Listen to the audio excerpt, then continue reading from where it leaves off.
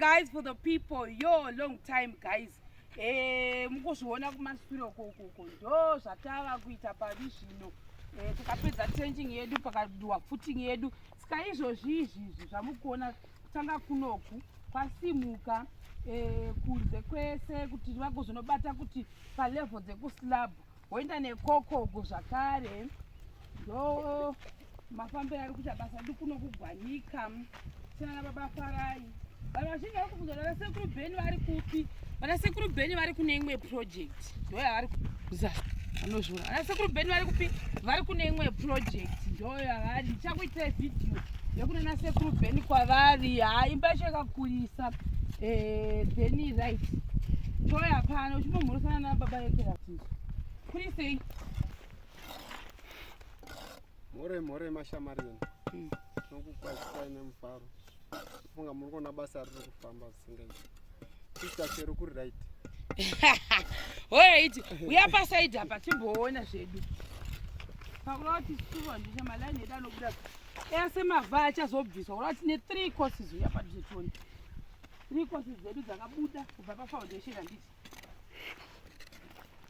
tadzosera mavha edu todai 1 2 3 handiti ndo pabuda mafoundation yedu iyi. Idzo dzimwe ibrickforce dzese idzo dziri kushanda pano pese apapo hapana kumira mushi pari kushandwa zvisingaiti. Then meti yedu iyeyo tichingodera mbicha vanhu vazhinji vaibvunza kuti kochiimba hamuna kuzotiratidza icho chebhulu chiri ukoko ndo chiimba chiri panapa.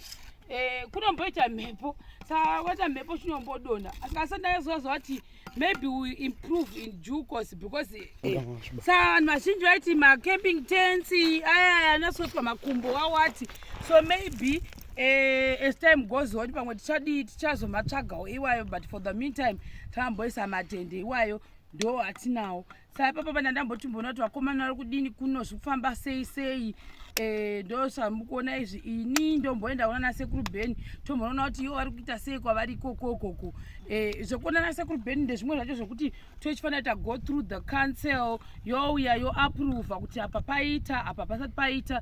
So for the meantime mamwe mastages amboapproviwa tambirira kuti mamwe acho 2 ekupesira achigoapproviwa then toziva kuti slab yedu yapera. Ndichakuratidzewo zvakare the house vamwe vangona kuti sei musiri kutaridzawo project nasekuru Beni ndokuratidzai katasvikako but I think nhasi mangwana anenge adzokawo futi kuoff iko vakamboindawo nasekuru Beni vachoni vamboti vachimbozororawo. Saka ni pamwe zvekuna na Thursday tombokuratidzai box rese moriona then maybe tokuratidza mapictures ebefore pachitrenjewa kuti 1 meter kusvika pasi marequirements ekucancel iyoyo zvakare marequirements anosiyana-siyana vamwe vanoti 700 kusvika pasi vamwe vanoti 950 vamwe vanoti 1 meter. Saka ni obvious kana zvinhu zvecancel unofanira kuita stage by stage uchinosainisa kucancel zvakare. Saka ni ndo zvatiri kuita nasekuru Beni tokuona kune that project kunoku vachiona ndokwavari vana sebaba Farai vana ndakutodzana kuti baba Farai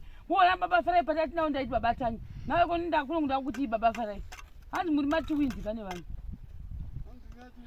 matwins guys. Ini nhasi ndakanyara handina kana simba rekutamba muviri wangu unogwadza ndakandimbori nediarrhea saka nyama dzangu dzichiri kugavha makodo angu ose ndakatozoenda kuchipatara handizi kuti ndakadlei saka ani makodo angu ose achiri kavhunika indakuinda vanhu toonana